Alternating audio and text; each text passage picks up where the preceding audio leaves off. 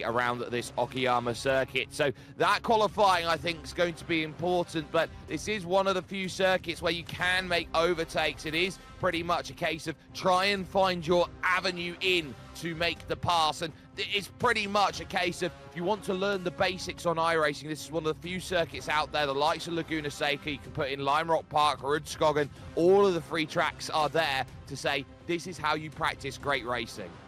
Yeah, 100% agree. It's one of those really good tracks on the service, and talk about qualifying, it's a lot different preparation for your qualifying laps in these Gen 3 supercars. In the previous generation cars, you had to do a very slow out lap because the tyre model was so sensitive to tyre heat. You had to be very, very slow in your out lap. It's a lot different in these cars, and it does depend track to track, so it'll be interesting to see how drivers strategize that as drivers now are starting their first flying lap of the session.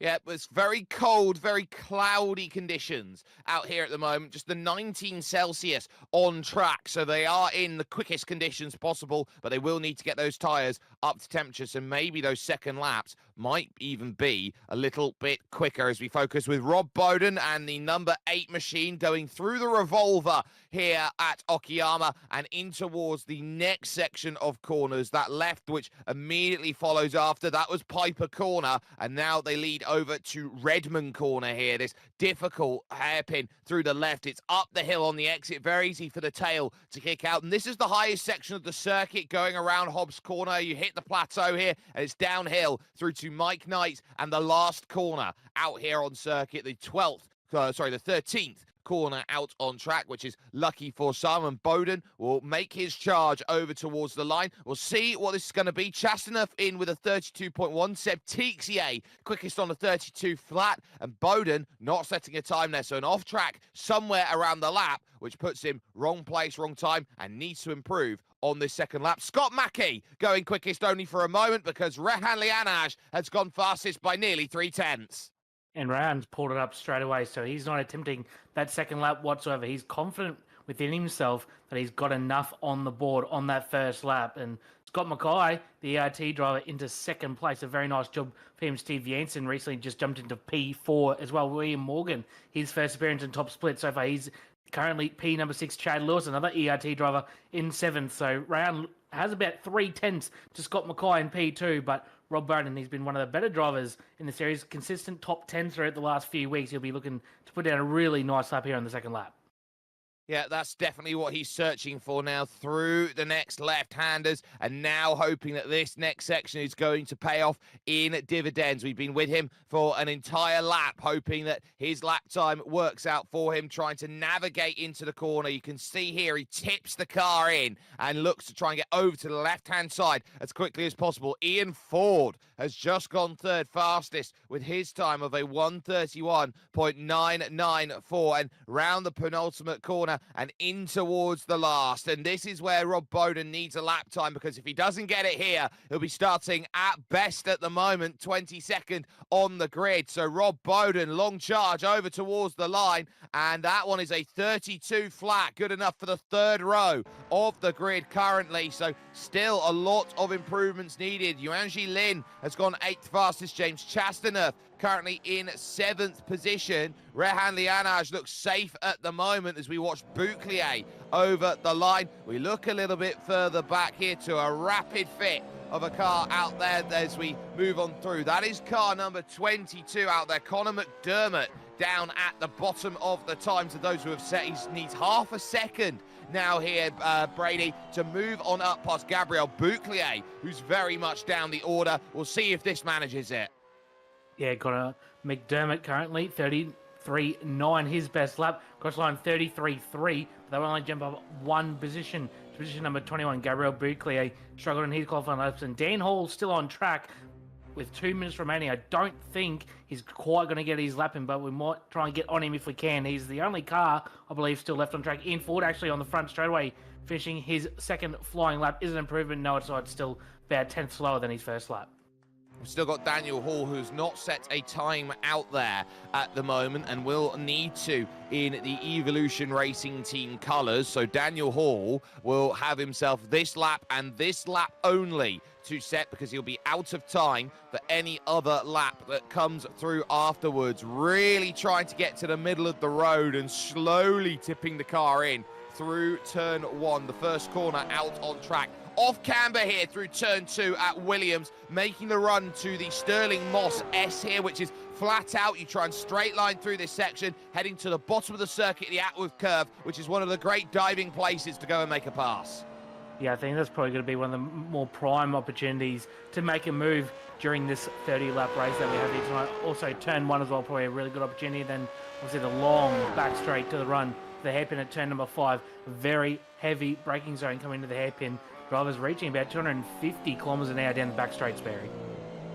Yeah, and then into that hairpin, they drop under 70 kilometers an hour just to try and make the turn. And this is the tight and technical middle sector of the lap then that you find yourself in. No more than 100 kilometers an hour coming out of Piper Corner and over towards the next left of Redmond. And then you're just trying to make sure that you can get the car through the corner, that the balance is there. And that's what Daniel Hall's relying on, making sure he's got a car, a Mustang that is very balanced and is making the turns without too much trouble. Little hits of the brake through the middle there of Mike Knight Corner, which would have indicated that maybe he's carrying a bit too much through a couple of them. Really attacks the curb off of the final section. We'll see if he can challenge near the front. Over the line goes Dan Hall, 132.5, and that's good enough for 14th position overall. That is qualifying in the books, and the field will be set for 30 laps worth of racing action here at the Okayama International Circuit. No surprises at the front. It's a dominant qualifying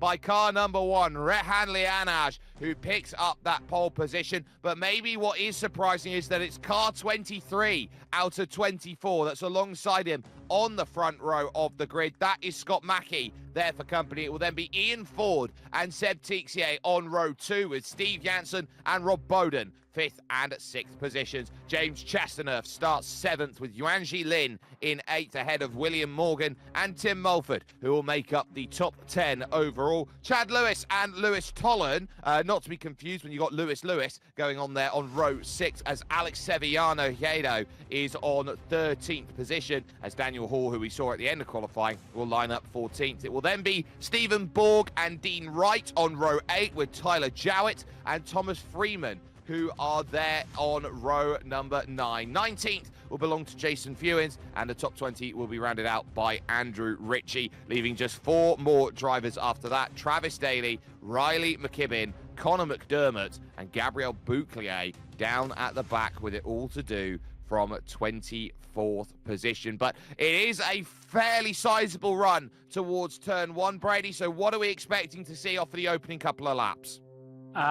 Maybe a bit of chaos, Barry, to be quite honest. It's not the widest track. It is down the front straight, but it narrows quite thoroughly into turn 1 and 2, into the S's. Potentially a bit of action into turn 4 at the Atwood curve. So, be very interesting. The more exciting thing that I'm going to touch on before we go Greensbury is a few guys might try the fuel save. One of those guys might be Thomas Freeman. He's done it a couple of times this week in other official races. So watch out for Thomas Freeman. He is starting 18th, but watch out for him to run the alternate strategy. Well, is it quicker or is it not? That's the question that will be asked. 2 minutes on the clock, lights on, lights out. We're underway here at Okayama. It's a great start from the second row by Tixier, who will immediately swarm past Mackey and try and get through. And Mackay is tapped and has to slide through. Ford's off the road as well. Chasty's up to 3rd and they'll slide through. Watch out for the rejoin. Bang! Into the wall goes Mackey, going through towards turn 2. A horrible start for him as diving through the middle of the gap was William Morgan, and Captain Morgan finds himself up the places. Yeah, it was very unfortunate for Scott Mackay. Unfortunately got caught up with his teammate re-entering the track in Ford, and looks like William Morgan tried to take evasive action. Unfortunately got into the side of Scott Mackay, so that's very unfortunate for him after a brilliant qualifying in position number 2. He's got a lot of hard work ahead of him in this 30-lapper. They're battling all along here, this back stretch, climbing and then dropping the hill, a flick around there as the Triple Eight style car there battles along, getting the move down the inside. Oh, tap! Chad Lewis turns Sevillano into play. It wasn't actually Sevillano. I think that was actually going to be the driver who Sevillano was battling, Lewis Tollen, who's gone around. So Tollen down to the back of the field. A very difficult start to the race, but this will feel a little bit like a bull ring, so to speak, with just how tight everybody is packed in together. El Plaza del Toro, and everyone's trying to rampage. Yeah, it's going to take a few laps for guys to just get into their rhythm into this race and try and single file out a little bit. A lot of still 2-wide action. Thomas Freeman and Dean Wright side by side into the Mike Knight corner, and that will allow Scott McKay to get another spot back in the background. But it's still a lot going on. But for Ray and Enlarge, it's smooth, clean sailing out in front for him. As actually Seb Tixier right on his rear bumper into turn one, runs a little bit wide, might expose himself quickly to James Chasanoff. 5 clear at the front at the moment. Lienage from Tixier, from Chastner, from Janssen, from Yuan Ji Lin there in the 5-star motorsport car P5. William Morgan is the split in the divide in 6th place. And behind there, Rob Bowden under a lot of pressure from Alex Sevillano, who's hoping to try and bring the number 6 car in, but he lifts out of it, not wanting to make a move. Tixier then in second, up the hill. And if you can stay in range, you've got a really good shot. If you're able to try and save some fuel behind the car in front, that might be where the game is won. Tixier is lunging late down the inside. Oh, Lianage opened the door and going too deep in on the brakes, which has been the Tixier trouble for him over the last year and a half or so. He's there struggling, and now round the outside tries Chastity. He gets the move, but they've almost given the second to the danger man of the race. Yeah, Tixier did it turn number one as well, had a big lunge. Ryan Lienage couldn't quite get pulled up, ran wide, and nearly got passed by Chasanoff. He's done it again at turn number 5. Unfortunately, he'll definitely lose the spot this time round, so now he's under pressure from Steve Janssen and Wanji Lin as well, not far behind. But it looks like it's settling down quite a little bit, as in the background, Thomas Freeman's gone off and there's a lot of cars off. Oh, that's big. Rob Bowden on the radio saying, cheers, mate. That was not what I wanted to hear. So he got himself caught up, and it looks like it was Bowden ran into the back by Alex Sevillano Hiedo through the corner, and pretty much it was a jammed track, nowhere to go. Everyone had to scramble about. We'll take a look here. Look how easy the track jams up at Redmond Corner, a complete roadblock. Yeah, the number 13 there of Daniel Hall, he had nowhere to go whatsoever. Tried to go around the outside, there was nowhere for him to go, so unfortunately he gets caught up. Gabriel Biclair runs wide at turn number 1 as well, but looks like Seb Tixier is still right on the back of James Chasanoff. He's had quite a bit of pace for this one little mistake. Number 5 lost in that second place, so we'll see if he has enough pace to try and get Chasanoff back. Well, we know that Seb Tixier is one of the last of the late breakers when it comes to getting himself in, and he does it again. Look at how much later he gains an extra 10 meters through the brakes, but it's all about trying to get it slowed up. His style is very different to everyone else's because he's not classically trained with the supercar, so to speak, out there, Brady. He is actually more inclined and trained with the Lotus 49, where you do need that long extended braking zone. Yeah, I've also ran against him quite a bit over the years. He's got quite a lot of experience in these cars, but it's not his first forte. So he's done quite a good job, especially racing against Chasanoff, who's a veteran in these cars, and a speedster like Ryan Lienage as well. So he's done quite a good job so far. Since that one little mistake has cost him that P2, but he's still got about 27 laps to try and get it back. Yeah, you've got to keep in mind on who's behind as well. Janssen happy to sit quiet. Yuanji Lin, and now on the back of the group, William Morgan, Ian Ford, who's got the fastest lap of the race currently, and at Stephen Borg. That's a lovely look at the top of the grandstand there as we go in towards turn number 1. Nice bit of corrugated iron. Certainly was a fantastic shot from our producer, Jay Kennedy, but Seb Tixier still trying to make up that ground on James Chasanoff. A lot of guys seem to be struggling with the rear end of the car on this track. I have found with these Gen 3 cars, Chasanoff lunges down the inside, massive move. At turn number 5, runs it wide, just like Seb Tixier did a couple laps ago. He won't get the job done, but man, oh man, what a moment there for Chasanoff. Well, you don't often get to see him make moves like that. He was going from a mile away to try and make that move, and you know what? Again. He's doing it again. I think Rehan's in a big fuel save game early in this race. You can see he's really extending his braking zones earlier, and James Chasanoff moves through to the race lead. I think Rehan wants to save fuel. Yeah, that's our first indicator of Rehan going to try and attempt the no-stop race in this 30-lap affair. He's seen him pull a really nice gap at the start of the race, and he slowed his pace up quite a bit. Chasanoff now in the race lead, so very interested to see how this plays out for Ryan Lienage. He can now try and sit behind Chasanoff to have a little bit extra feel and get that draft as well, so it'll be interesting to see how this plays out, Sperry. Well, this is a big game to play, and Chastity, I think, has taken the bait of what Rehan Lianaj wants. Of course, Rehan's always got the help of his father, Laz, who is there as his chief crew and spotter to say this is the strategy, and the two are pretty much inseparable. And for a driver of Rehan's young age, he does everything that Laz tells him to do, and quite often it is the winning strategy. Yeah, he usually is. He's won a lot of races on the service so far. Very talented, and he's very fast as well. So we'll see how this strategy plays out for him. We can pretty much definitely confirm now that he's on the field save strategy. You wouldn't think he'd lose that much time. And Seb Tixier nearly has a look down the inside at turn number 4. Not quite close enough. Oh, you can just see it. He's about 50 metres shorter than everybody else when it comes to the brake zone. And Rehan is really leaving himself vulnerable in these heavy braking zones to a driver like Seb Tixier, who will eat this breakfast, lunch and dinner as he tries to go in. There's a lot of lift and coast going through. Tixier is uber aggressive, but the whole group still there. Goes all the way back to Lianaj's teammate Tim Mulford. So it's a 9-car train here at the front, lap 5 at 30 here at Okayama, and the question now is going to arise: are you going to get the ability to break away, yes or no? Because if the answer's no from Chastity, then they're going to be sitting around saying, well, no one wants to do the donkey work at the front of this field, and it's allowing everybody into this group to say, we've got a great chance. The slower that they run the pace, the more chance the no-stop works for everyone.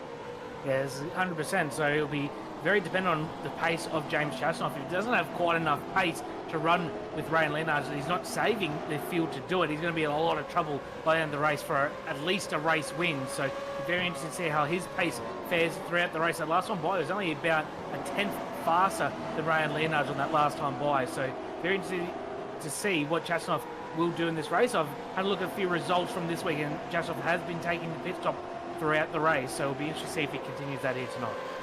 Well, it might be the same strategy and a splash and a dash to get going once more. The group's starting to fragment now here because you've got drivers out there who've had problems. That Lewis Tolan again getting caught up in troubles then with Bouclier potentially, the number 7 car of Gabu. Oh, Bouclier has a big moment, catches Seviano through the middle of the corner, and that puts him back down the field towards the rear. There's the pass done, and that is interesting. So Tixier now flies on through into second position, which puts Lianaj back down to third. This is a big attempt by Lianaj early to get the fuel safe, and if Tixier can run away, that's going to be huge. We'll take another look at it because once more it's into the Atwood curve, which is the 4th corner out there. Look how early the lift and coast is. That is enough to gain about 20 kilometers an hour moving through side by side, exiting the corner, and Tixier just says, thank you, I'll have it. You can see how late Rehan Lianaj is under brakes because he's lifting off so early and clutching into the corner, so it was easy pickings there for Seb Tixier into turn number 4, and Rehan didn't put up a fight whatsoever. He's playing the long game in this race. We're about to finish lap number 6 of this one, in this 30-lap race, and Rehan Lianaj back into third, but I don't think he's too worried at the moment because it doesn't look like Seb Tixier or Jamie Chapsoff are saving fuel whatsoever, and Morgan down the inside of Steve Jensen, position number 4. This one of the first times, if any, for William Morgan in top split. He's putting up a brilliant fight with Steve Jensen. Yep, started 9th on the grid. Chastity, by the way, started 7th. He's up 6 and leads this race. Janssen defends this one as a stalwart, and there's the look to the inside, having to really move across. Door to door they go. Morgan with the half slide. They still continue on as touring car as it gets, and these supercars back on the power. Morgan yields to Janssen. Yeah, that was an audacious move there for William Morgan. Nearly got it done. Just got into the door. We've seen Jensen might have just rolled out of it a little bit on the exit to let Steve Jensen keep that spot back. He might have felt a little bit bad about that audacious move down the inside, and that might allow Ian Ford just into the fight. And Ian Ford, another one of those very experienced campaigners. He might be trying to field saver as well. As we've got another replay. I think that's Lewis Tolan once again in the Red Bull entry. It's Tyler Jowett actually run a little bit wide at turn number 4, apologies, and Thomas Freeman, another guy that we expect to be on the field safe down the inside for another position.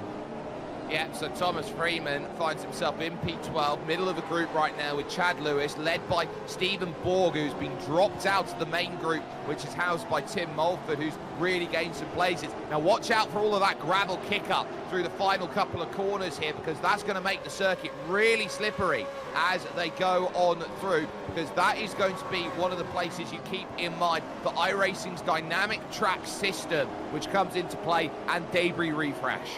Yeah, we've seen it massively at Brands Hatch, especially on the exit of turn 1. It was really, the race was affected by that quite a lot. A lot of guys losing the rear end on the exit of turn 1. You see Ian Ford just behind William Morgan run very wide on the exit of turn number 2 at Williams, pick up some more dirt on the racetrack. So very interesting how dirty the track gets by the end of the race, and might affect some guys' grip and might affect a pass or anything like that throughout the rest of this race. You've got limited grip, you're going to be spinning the wheels up, you're going to be burning more fuel to try and get back up to the same similar sorts of speed. So very difficult to get the fuel numbers correct if you're managing in that regard. So keep that in play as we are on to lap 8 now of this race, focusing with William Morgan in 4th position and the veteran Ian Ford behind him there. Massive hit through the revolver of the gravel on the outside. They can't afford to go wide too much on this circuit as well. This is an iRacing official race, so they've only got 17 instant points to play with before they start hitting drive-through penalties. Yeah, it's not a track that you can really be too aggressive, You can easily pick up a lot of off-tracks on this circuit, so drivers will have to be quite mindful of how much curb they're using. As in front, Ryan Leonard's using all of the road on the exit of turn number 10, so drivers will have to be very wary of their incident limits throughout this race. They certainly will do, and that is going to be worth keeping in mind. Here comes a little search from Ian Ford. He won't be close enough into turn 1 here in the fantastic Evolution Racing Team colours. Now, this is a little bit further down the order here, so I would have said this is not quite ideal with about Andrew Ritchie. So the two teammates there together, I think that's Daniel Hall down the inside, and whew, you can't get much closer than that. That's the pass. That's as clean as a whistle. Yeah, SimSpeed's own Jason Fewens as well involved in that battle with Dan Hall and Andrew Ritchie, Lewis Toland as well, not far behind. So a few good battles at the back of the field. There's battles all throughout the field, and obviously with the split strategies we're seeing in this race as well, there's still a lot to play in this race on lap number 9 of this race. And just looking at lap times as well, Sperry, Ray and Leonard's lap times are very much comparable to Tixier and James Shasnoff. So if he's saving fuel and keeping up the same lap times as them, he's in a very, very good position.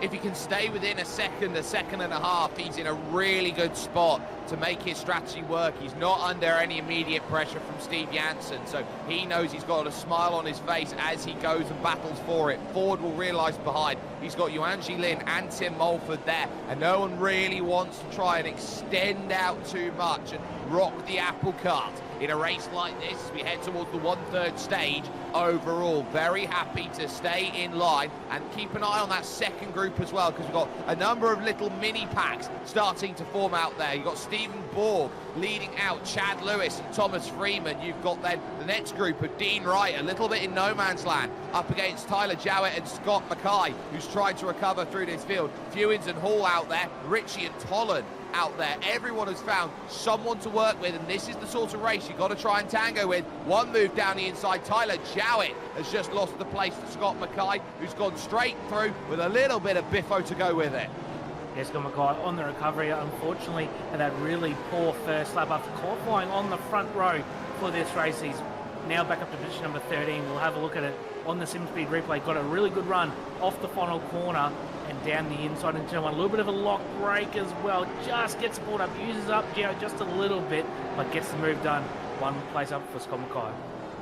Yep, so he's got that extra one place and he'll be happy. Fewens apologising over the radio for being a little slow through the corner. There was contact there with Dan Hall as they went through. So they can see there the front bonnet there crumpled on car 14. So Tyler Jowett dealing with a little bit of damage there to the front. Now that won't hurt him massively at the moment, but it's there. And you're talking about the tiniest margins through the corner. You can see Fewens runs a little bit wide, has a moment in front of him, puts a little bit of contact onto the very modified, I would say, front nose of Daniel Hall, and that pretty much tells you how hard they're battling. Here comes the lunge, back down the inside. Tolan trying to get through on Fewens, now having to go the long way around at the Hobbs corner, going over towards Mike Knight. Can't get the grip on the outside. We've seen Lewis Tolan had quite a bit of decent speed last week at Belle Isle. Unfortunately, had his race ruined from a few incidents in that one. So he's been in the wall so far this race, but he's trying to work his way back through. He's up to position number 17 now, I believe. So he's trying to work his way up in now behind Jason Fewens, trying to catch Dan Hall, who's gotten away from Fewens in the last lap or so. So there will be an advantage in some senses for drivers who do decide to jump into the pits, Brady, and that would be that pit lane transit time. It's one of the shorter pit lanes out there. Yeah, sure is. You won't lose that much time when you do take the pit stop, but you're not really going to be taking that much fuel either. The one thing, you do need about 20 litres of fuel to cover your tyres, so more than likely your tyres are going to take a lot longer than what your fuel is. Down the inside is Lewis Tolan. Really good run there off that upward curve at turn number 4. He's going to be down the inside. Jason Fewens taps the brake. He's going to let him go into turn number 5, trying to get in behind him as well, but Tolan gets the move done.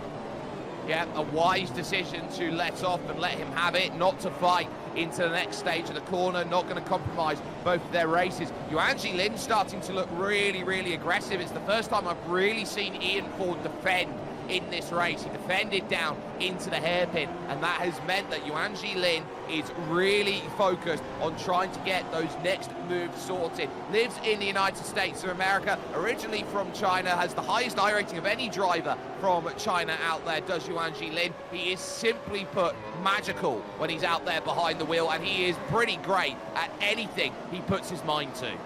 Yeah, he's been pretty impressive in these limited starts in this Gen 3 Supercars. Always competitive, currently running position number 7 on the road, right in behind Ian Ford, one of the veterans of the sport, and William Morgan and Steve Jensen. So a nice little battle pack forming here for position number 4 on the road, and not far behind as well is Tim Mulford. But other than Ryan Leonard and potentially Thomas Freeman, just based off data during the week, I'm not really sure if anyone else is trying the field safe strategy. Maybe Stephen Borg, because these paces dropped off quite a lot. He's lost a lot of time to Tim Mulford in front, so maybe the 21 of Stephen Borg is another guy to watch out for with that no-stop strategy.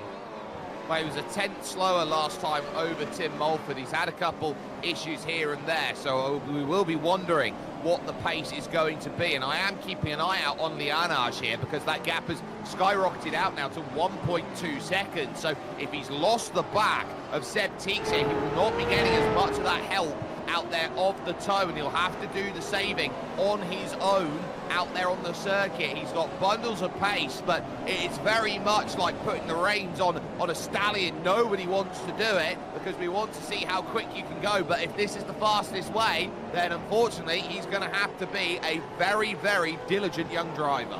Well, if you remember back to round 3, Sperry, and anyone watching at home on iRacing and SimSpeed, the race at Circuit de Navarra was also a field safe race, and from what I've been told this week, this is a much harder field save here at Okayama, so it's going to be a lot tougher to get the move done. We've seen pretty much everyone at Navarra do the field save. It's a lot harder to get it done here at Okayama, so I wouldn't be surprised if only 1 or 2 guys get it done. So it'll be very interesting who those 2 guys are, other than Rayan Leonard, by the race's end. Shadowing continues behind Steve Jansen, with William Morgan there in 5th, Ian Ford in 6th, and Yuanji Lin in 7th position. Steve Jansen hasn't put a foot wrong in this race. First taker into the lane, Jason Fewens jumps in on only lap 13. Yeah, very early. I'm probably expecting a lot of people to pit around lap 20 in this race from the data observed earlier in the week. So it'll be interesting to see, obviously, who goes a little bit earlier, and then look at Ian Ford trying to get a move done on William Morgan down the inside at turn number 5. There's a big lunge from Ian Ford down the inside. They're going to be side by side on the exit. William Morgan just loses the read just a little bit, and there'll be enough Ian Ford to get in front. Ford chops the nose into the revolver, and that is as veteran as it gets. Took an advantage on William Morgan. Stasis. He wouldn't have been expecting the lunge. Morgan tries to throw one back up the inside at Redmond Corner. Not going to get that sorted, but he is definitely showing here as William Morgan. He wants to go and attack back. He wouldn't have been pleased that Ian Ford snuck his way through and brute forced it the way he did. Now, William Morgan's been driving very well so far in this race. In the background, Tim Mulford also in the pit lane as well, in lap number 13, so a little bit earlier than what we expected. A really nice move from Ian Ford, got it done very, very late in the braking zone. Probably caught William Morgan there by surprise just a little bit. Now William Morgan's going to work a little bit harder to try and get that spot back. Now that's really interesting because Tim Mulford is Rehan Lianaj's teammate, so it's split strategy at Phoenix Sim Racing as they've jumped into the pits. They will get themselves the fuel, they'll get themselves the tyres, and they will get themselves out and away again. So Tim Mulford making an early call in off the leaders, and there is also still that undercut feel that you're going to have, that drivers are going to be aggressive. Lynn runs uber deep through the Atwood curve, and that's going to drop him off of the back of William Morgan. Goodbye to any fuel-saving opportunity. Yeah, unfortunately there for Lynn just to run a little bit wider. We've seen a few guys do that tonight. Tixier and Chastanoff as well have done that and in front. So unfortunately it's a little mistake. He's just dropped off a little bit from William Morgan. It's going to make it a little bit harder. He's going to have to use a little bit more fuel now to try and get onto the back of William Morgan to get that full draft benefit. Yeah, he needs to really hustle now to get himself back into position, but keep an eye out on the front of this field because James Chastanerth here is dealing with Seb Tixier, and Tixier does not want to relent. He is all over Chastanerth, running through Redmond and then over through Hobbs Corner. Mike Knight here, the penultimate corner. They will lead themselves now to the last corner. No takers, no surprises. Down into the lane. They will start lap 15 of 30, which will mean 16 laps to go here in this one. And Chastanerth leading this race, I think, has been exemplary in getting to the front. Hasn't necessarily had the ability to change away. William Morgan, after that move, has decided he'll take the plunge in and try and cover off someone like Tim Mulford. There's a few guys in the lane as well. Chad Lewis, Tyler Yowett as well, also in the lane. So a few takers in for their one pit stop in this race. And we've seen Tixier applying a bit of pressure in the last lap also to the back of James Hasselhoff, but still their pace isn't quite as much as what I thought, considering they're not saving field. Ryan Leonard was actually quicker than both of them the last time by, so it just shows how much pace the number one car has on board. Yeah, he certainly is shackled at the moment and wants to be unleashed. On the brakes to the hairpin then, 1 and 2 in lockstep. Currently, Chastanerth and Tixier putting themselves through the ringer at the moment as they now look at these consecutive left-hand bends, 3 in a row. We are going to be getting through this section, and this will be the third one coming up here of Redmond. And through this left, you're trying to make sure at just 70 kilometers an hour, you're putting the power back on again and looking each and every place to make these moves. You're in the low gears here, so you've got to be very cautious about being high revs, and if you want to be very cautious about how you do, you might want to sacrifice the exit for a lower gear ratio out there. The gear ratio here, especially for a fuel-safe style race, is massive and critical in terms of getting what you want. Bowden finds himself back going again, and look at where he's found himself with after all of the dramas he's had in this race. He's right there in the battles going on with the freshly pitted William Morgan, who's through. He sure is, and Rob Bowden has shown a lot of pace the last few weeks, unfortunately, with that lap 1 incident. He's all the way down the further field. Morgan on the cold tyres runs it wide at turn number 5. And unfortunately, has that battle and loses a lot of time with Rob Bowden in this battle as well. So that's probably going to hurt William Morgan later on in the race. Ian Ford, Lewis Tolland, Andrew Ritchie also in the lane. 9.8 seconds in the box for Ian Ford. Through goes Riley McKibben. Through, still though, goes William Morgan, but Morgan has run very deep through the opening corner, and Ian Ford will have an opportunity to come back. Leaders on screen here on lap 16, and the sun just slowly starting to peak out here at the moment. Track temperature here at in-sim time of heading towards 10 o'clock in the morning here in Japan is 21 degrees Celsius, and it's only going to get hotter as they go. Fastest lap for Alex Sevillano Hiedo, then at the back of the field, a 32.3, and it's not often that 23rd in this race sets the fastest lap. No, certainly not. So he's obviously got a lot of pace on board that machine in this race, unfortunately just buried in the field. So still Chastanoff leading, and now he's actually in the lane. So this is the first of the leaders into the pit lane. James Chastanoff from the race lead, trying a little undercut. I was about to touch on it. William Morgan actually undercut Ian Ford through that cycle of pit stops, even with battling Rob Bowden. So maybe this is Chastanoff's plan to do the undercut and stay in front of Seb Tixier. Well, he's half and halving here in this race. It'll be a short stop for him and back off and going again. He knew he had to be aggressive, so it allows now Seb Tixier at the front. Rehan Lianaj in second position. Steve Janssen now moves himself up into third place, and Rehan has got to keep himself in that range, in the box for 10.3 seconds goes James Chastanoff, and he is out and away. And I can tell you something right now, there is absolutely nobody with him. He is on an island on his own to work with. So that will tell you all you need to know. Stephen Borg has also come in, and also Dean Wright. Yeah, a lot of guys starting to pit a little bit earlier than what I expected in this race. So the question is now, what is Seb Tixier going to do? Is he going to react and pit this lap on lap number 17, or is he going to try and go a little bit longer as well, use the pace, or James Chastanoff still has cold tyres on this first initial half to 3/4 of a lap? So it'll be interesting to see how that one plays out. But I think still Ray and Lee knows if he can get the fuel save done, looks like he's in a world of his own in this race. Well, that's the difference you can see on screen between James Chastanoff and Rehan Lianaj and Seb Tixier. A full infield section to try and navigate through is the gap's difference currently, and that is Riley McKibben, who's out there in the HoloLive car. Well, perfect place to experience that in Japan here, losing out all the places and dropping back a little bit of time. Tim Mulford finding himself then as the earliest taker into the pits, right with William Morgan. Ian Ford has dispatched of him and gone on his merry way. But for Morgan, it's now where does he go and make that launch? Where does he now look at defending here when they've got Rob Bowden and Riley McKibben there who are yet to pit? They'll be searching and definitely hoping that they don't have to deal with them either in the way that they try and conduct their race. In theory, these are two drivers who can be aggressive now. Yeah, certainly again, they've made their pit stop so they can go all out for the remainder of the race. Scott Mackay as well in the pit lane for ERT, the number 23 machine. And I was just having a look, Thomas Freeman, he started 18th in this race. Not the best qualifying session for him, but he's up to 5th at the moment. He's one of the guys that we touched on at the start of the race that might be one to do the no pit stop strategy. And if it works out for him, Steve Jansen, Tixier and Wang Jilin have to pit. That might put Thomas Freeman position number 2 because he's 14 seconds ahead of the original race leader, James Chastanoff.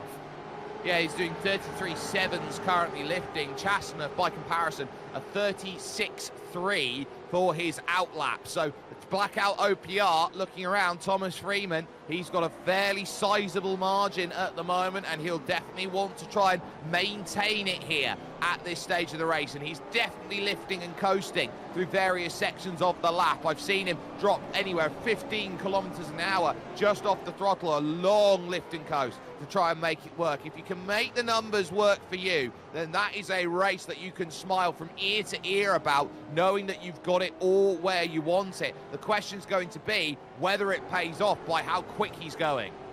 Yeah, 100%. The one downside to saving fuel and how much you have to do it here, Okayama, your lap times will suffer. So that lap by was a 33.6. James Chastanoff, he's about to come across the start-finish line, and his first flying lap out of the pits, we'll see lap time difference with him is a 32.2. So 1.4 seconds difference between Chastanoff and Freeman the last time by. So if you try and do the math, it's going to be pretty close by the end of the race.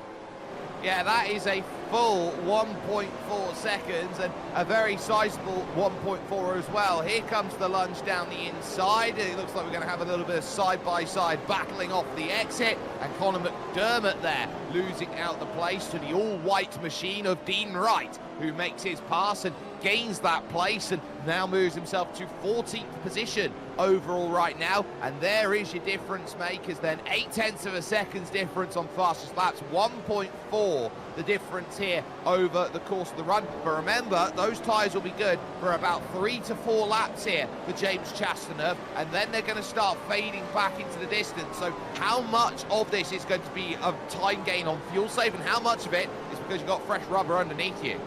And it looks like Wanji Lin, sorry to cut you off, Sperry, but he's now dived in the pit lane as well from position number 4. So he's definitely not doing the fuel save either. So still Steve Jensen, P3, yet to pit. Seb Tixier still going on lap number 20. So these guys running a little bit longer than everyone else in the field. Chastanoff pitted quite a few laps ago, and still a lot of guys still yet to pit in the midfield. Rob Bowden, one of those guys. So it's a lot to play out in this race, but Thomas Freeman sees pace isn't quite far off his fast lap of the race, but he would have had to been saving from lap number 1. Well, it's so telling right now that it's 25 seconds to chase Rehan Lianaj down. 24.4 for James Chastenough. That is well out of the realms of possibility with the paces that are currently being showcased right now. Lynn has come out just in front of Tim Mulford, just for a little bit of comparison. So that tells you all you need to know about where they are. There is your front two, and Rehan Lianaj just agonizingly there at 1.2 seconds. At the moment, Tixier, we know, has been aggressive on the brakes. We don't know how long he's able to go or what numbers he's being able to pull out there with the way that he's driving. So we expect him maybe to come into the pits, but at this stage, with the final third of the race, is he going to hang out for hope as long as he possibly can? He might try and run as long as he can, because you don't have to really top up that much fuel, so he can probably go a few more laps. But how long will the tyres last going in? And it's not much longer, because Seb Tixier now in the lane, and that will give Ray and Leonardo the lead on lap number 21.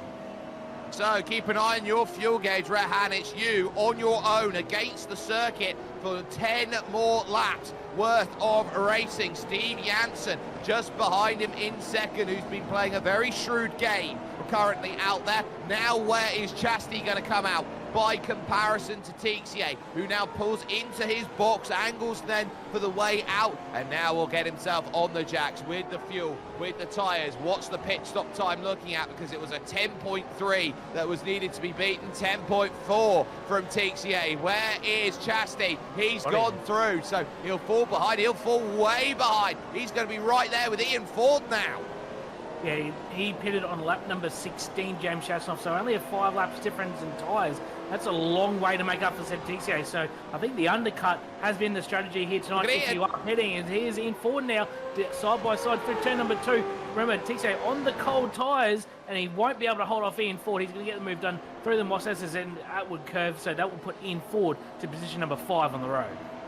Yeah, but remember, fresh tyres for Tixier. He'll have the chance to attack back against Ian Ford and really mastermind this race and get it to a position where he can get at least 4th and look to attack Chastity, who is there in 3rd position on the brakes to the hairpin. Not going to be close enough this time, but now it's about settling down. This lap is going to be important then for just building up the pressure cooker here from Seb Tixier. He knows that Ian Ford is a veteran who's seen it all, who has done it all effectively when it comes to iRacing, and knows that that's the margin that he wants to start tackling and beating in races like these.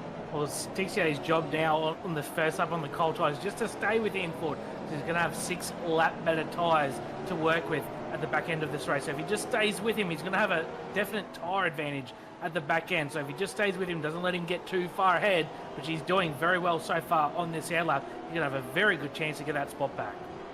He's got an incredible chance to gain that spot back and move on through with that position. He's angling now along the front stretch in towards turn 1, diving down the inside. Ford holds the margin around the outside. They'll head out of the first corner to Williams here at turn number 2, and Tixier has already got the move done because Ian Ford, as much as he wanted to battle it, had nothing for it. Decided it's easier just to lift out because you got Lynn there chasing the background with William Morgan, and Yuanji Lin had a little look to the inside, but Morgan has gone straight on at the corner and will drop the place behind. So William Morgan loses 1. Yuanji Lin with a great pass, and that's 2 changes of position. Yuanji Lin to 7th, Seb Tixier into the top 5. Yeah, nice freebie there for Wang Jilin down the inside at the outward curve. William Morgan unfortunately running a little bit wide. We've seen Wang Jilin come out probably 2 seconds behind William Morgan after his pit stop. And obviously the early stoppers like William Morgan, like also Ian Ford, are struggling now a couple laps into their stint.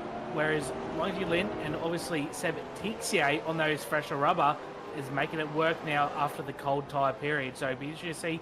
And also Steve Yans, I'm going to touch on, is still going. You better say lap number 23, he's still going this race. Is he able to pull off the no-stop race? Well, he was only 2/10 slower than Rehan Lianaj on that last lap. I think it's really telling in terms of what he's doing. He's very much in the tank for it as well, and in second position, why wouldn't he? Difference on the last lap, just half a second for Chastenoff over Lianaj, and I think that is as telling of a statement. As you can see, he's still 22.3 seconds off the race lead, and Thomas Freeman finds himself there. Tixier, fastest lap of the race with a 32.1 out there to say, I am in full chase down mode, trying to get back to what I believe is my place, but at the moment, You know, Seb Tixier, he can chase as much as he wants. He's still got 4 seconds to reel back in James Chasseneuve here in the final 8 laps. He's going to have to try and make a lot of ground in the first initial laps of this stint because the tyres are going to fade out just a little bit in a few laps' time. He was 9 tenths faster than Chasseneuve that last one by 8.5 tenths officially. So he's going to try and make up the ground now because he's going to mellow out in the next few laps. So we'll see what he can do. But again, Steve Jansen, I didn't think he was racing really hard early on. Didn't think he'd be able to go this long on field as well. So we'll see what he does for the rest of the race. But at the moment, he's looking for a very nice P2.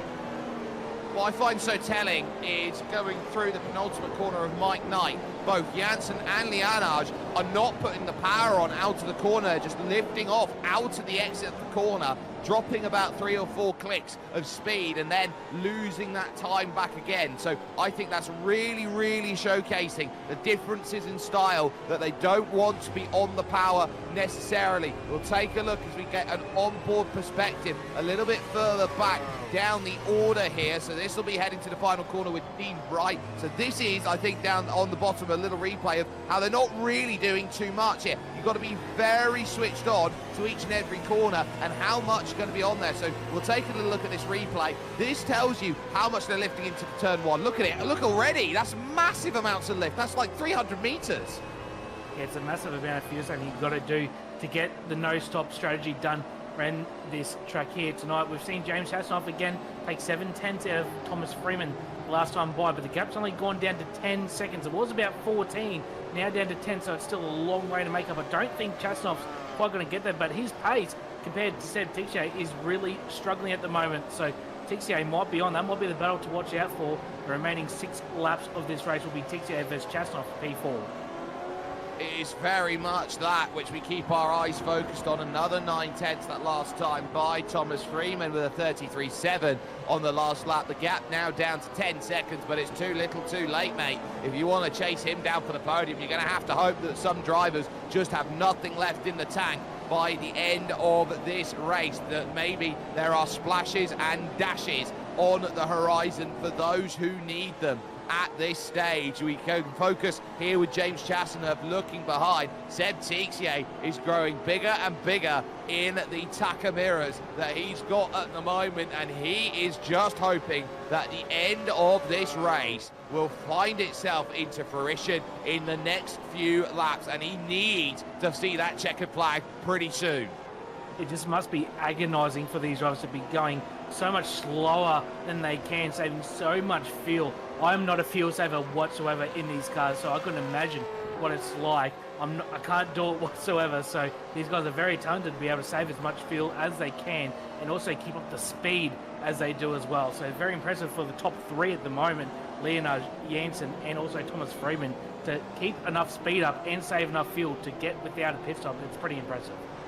Well, just behind, look out, because Yuanji Lin's got his eyes set now on Ian Ford. This will be for 6th place there, right in the back of shot. Lin now moving over in his Mustang to the inside, covered all the way by Ian Ford. He's still able to get the turn in through the corner as well, so he's covered that off fantastically in his Evolution Racing Team Mustang. So he's hoping each and every time he goes around that he can block the key places, he can make the passes, but this is one of the few circuits where anywhere's a place you can make a pass. Redmond, you can make a lunge here, and we've seen it go wrong so far in this race, but Yuanji Lin not close enough yet. He knows when the right place is to attack. His 6,500 iRacing would indicate that he knows where the moves are.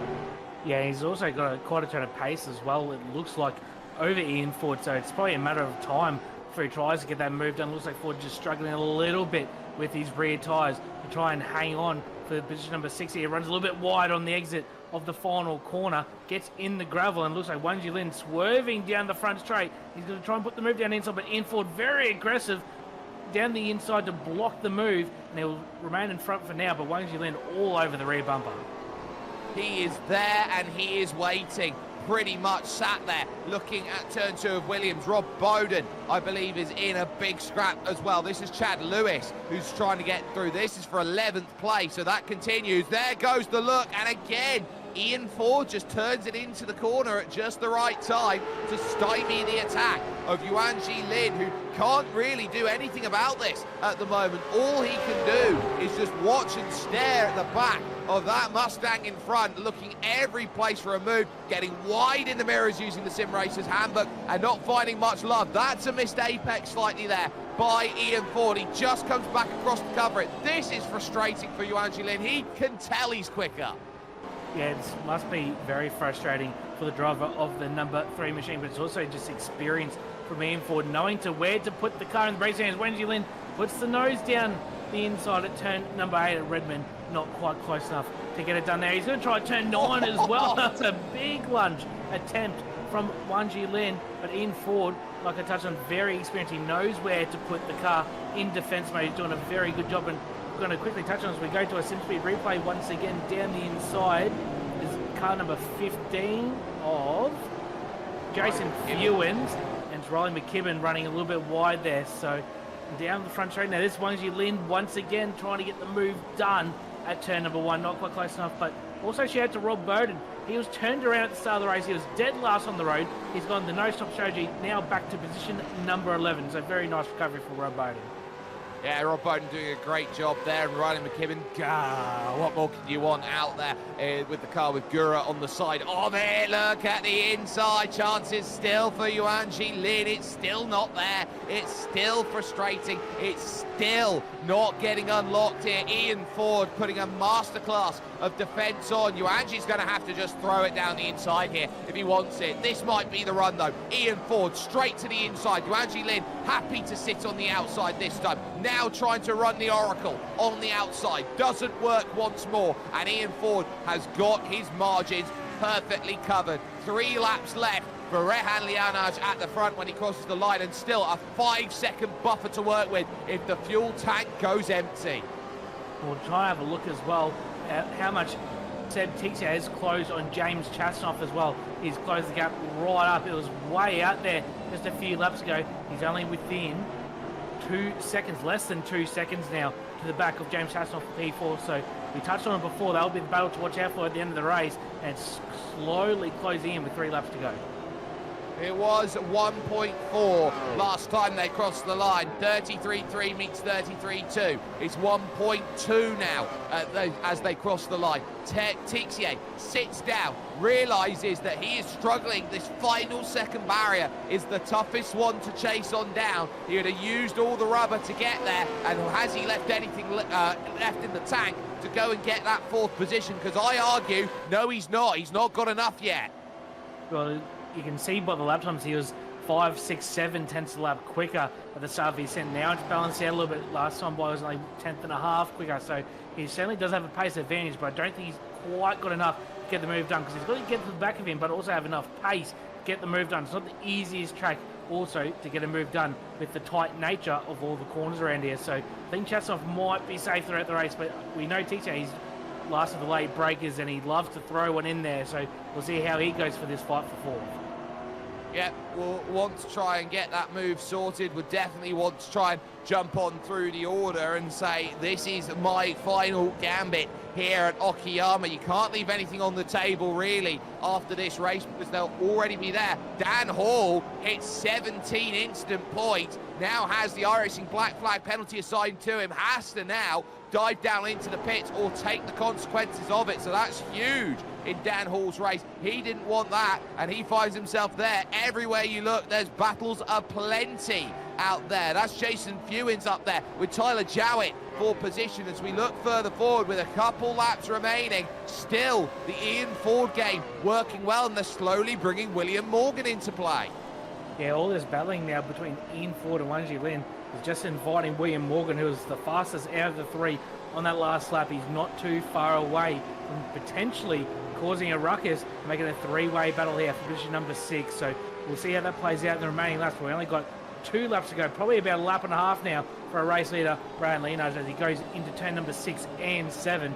A clinical performance so far. We touched on it early on that he was saving a lot of fuel. He's going to do the no-stop strategy, and it's working for him so far, but he's not at the end yet.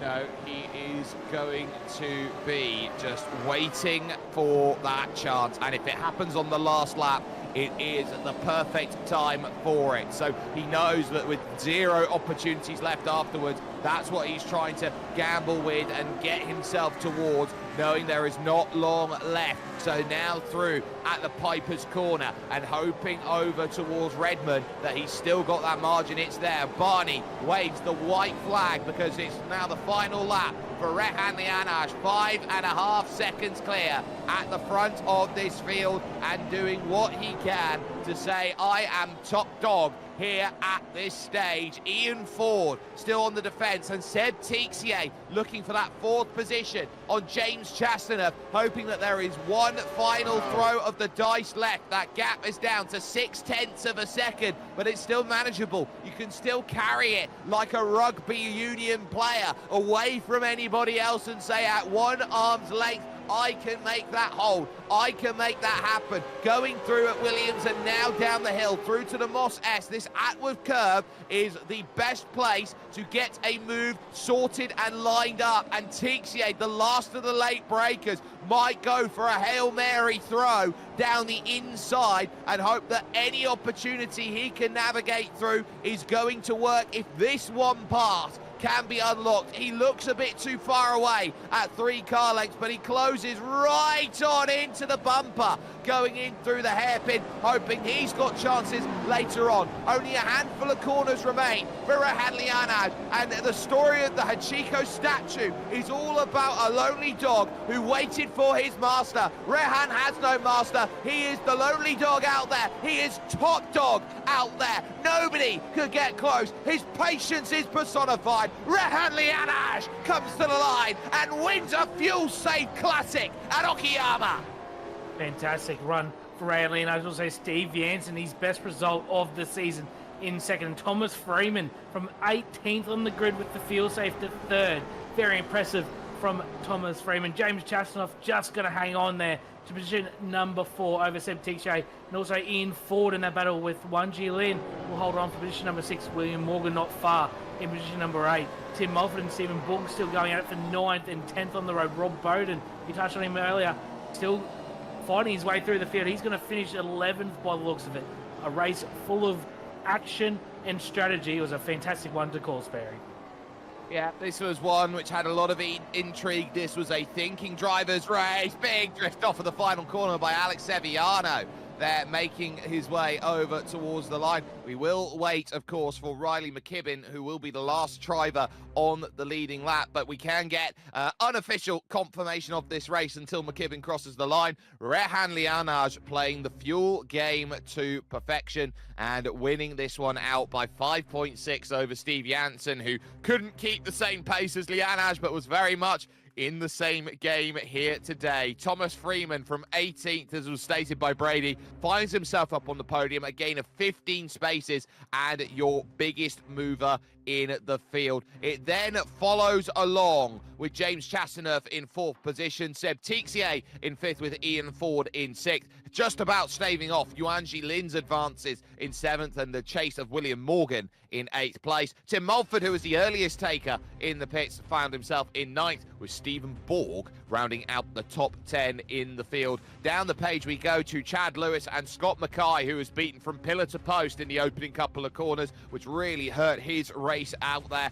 overall. Rob Bowden also found himself turned around but faded to 13th heading to the line. Lewis Tollan and Dan Hall would be 14th and 15th positions, with 16th then belonging to Dean Wright, with Alex Sevillano Hiedo in 17th and Jason Fewins in 18th position. Tyler Jowett running the 888 livery would be down in 19th overall, with Andrew Ritchie, part of the Banter Alliance, there as the final car in the top 20, with Conor McDermott 1 lap down. Sad bows all around for Riley McKibben down there in 22nd position, with Travis Daly there 1 lap down, and just the one retiree from the race being Gabriel Bouclier in the number 7 DRT machine. So that's a lot of battling that they've had to deal with, but we're heading back to Blighty when it comes to the next round of the championship here. It's the 300 layout, so full Snetterton on display, and a former airfield base in the heart of the flattest Norfolk you can possibly find. If you watch the Senna documentary, you might find it's a little bit hillier than that, the brand new one that was out there on Netflix. But Brady, this is a track which pretty much is going to test the drivers right now on how brave they want to be on the brakes each and every time they go around. Yeah, it's a very technical circuit as well, and I've commentated one race here in the past, but it was on the old 200 layout, so a lot more basic of a layout. So the 300 layout is going to be something new for me. Probably not going to be new for you. You've called too many races over your time, so I think it's going to be very interesting. We'll see how the race pans out, but I'm looking forward to next week's, Barry. It's one of the few circuits I've actually commentated in real life at. It is absolutely fantastic to be up in that commentary box in the height of summer. Tell you what, leave the door open, why don't you? It gets stuffy in there. But that is to come along February 17th. You want to join us with us 10:15 a.m. at Greenwich Mean Time, 9:15 p.m. Australian Eastern. So make sure that you're in with us on the ride, not only with SimSpeed TV, but of course with us on iRacing as well. A tactical strategy of a game here today from the team, of course, of Jay Kennedy, Brady Baldwin, and Jake Sperry. That tactical mastery was there by Rehan Lianaj, and with the absence of a few key faces here today, it's about stand up and deliver. The best strategy wins out once more, and Rehan Lianaj knows above everybody else that he just has to capitalize and toil while everyone else is away and using a drop round. We'll see whether there will be places to attack in the next round that comes up along. We'll see you in 7 days when we take our trip to Snetterton.